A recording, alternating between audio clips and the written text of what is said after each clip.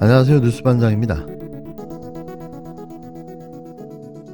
내가 그렇게 만만합니까? 영화 헤어질 결심에 박해일 씨가 한 대사인데요. 이재명 더불어민주당 대표가 그렇게 만만합니까? 반드시 정적을 죽여야만 하는 윤석열 대통령. 그는 자신의 미래를 걱정하고 있습니다. 그래서 미래의 권력을 완벽하게 제거하기 위한 모든 일들을 수단과 방법을 총동원해 실행하고 있는 건데요. 그것도 자신의 친위 부대인 정치검찰을 모두 투입해서 말이죠. 손바닥으로 하늘을 가릴 수는 없습니다. 이런 의도를 국민들이 모른다고 생각하는 걸까요? 그들의 악랄함과 비열함의 끝은 과연 어디까지일까요? 그런다고 달라지는 건 없습니다. 이재명 대표가 내일 오전 수원지법 성남지청에 출석한다. 성남FC 건은 경찰이 3년 넘게 수사하고 이미 무혐의 처분을 내린 사건이다.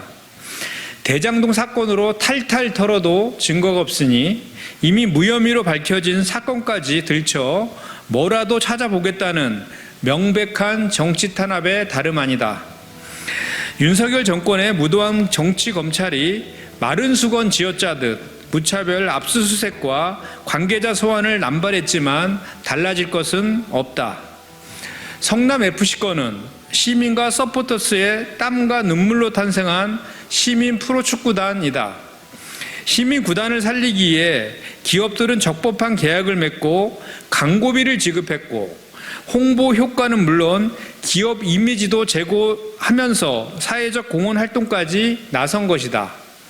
경남FC, 대구FC 등 다른 지역 구단 역시 광고를 유치해왔고 부천, 인천, 광주광역시 등 22개 지방자치단체가 관련 조례를 제정했다.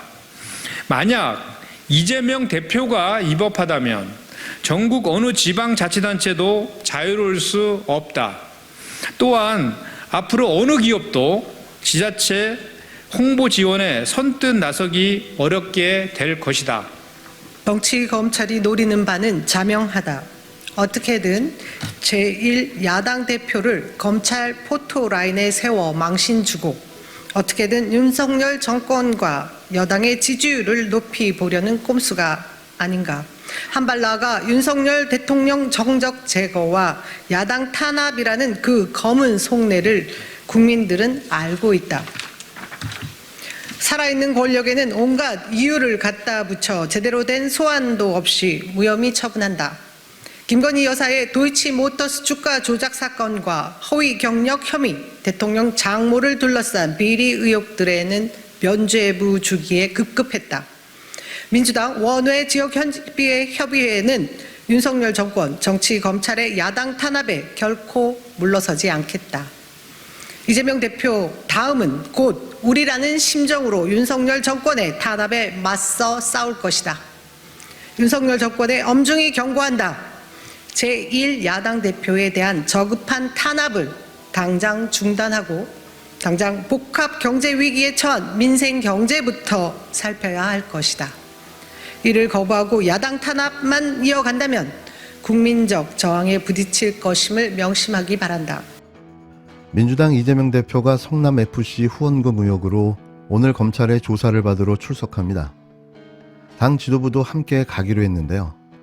이걸 두고 민주당 안에서도 우려가 나왔습니다. 웃긴 일인 거죠.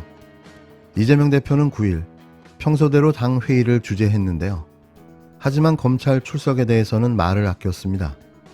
당 지도부는 한 목소리로 정치 탄압이라며 이재명 대표를 옹호했는데요.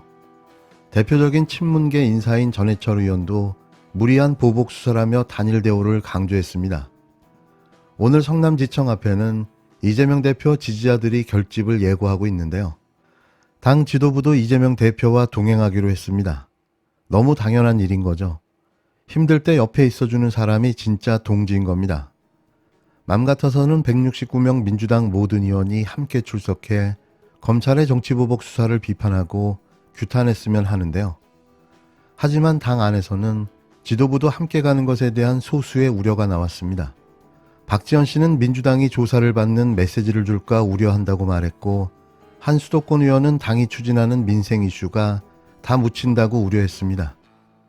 참 비약한 논리로 자신의 존재감을 드러내 보이기 위한 내부 총질을 또 해댄 건데요. 뭐가 문제라는 거죠? 이러니 욕을 먹는 겁니다.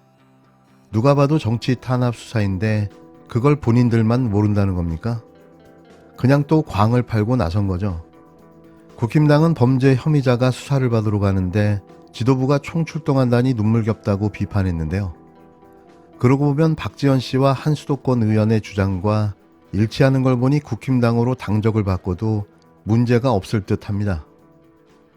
이재명 대표는 오늘 성남지청 앞에서 검찰 출석에 대한 입장을 밝히겠다고 예고했는데요.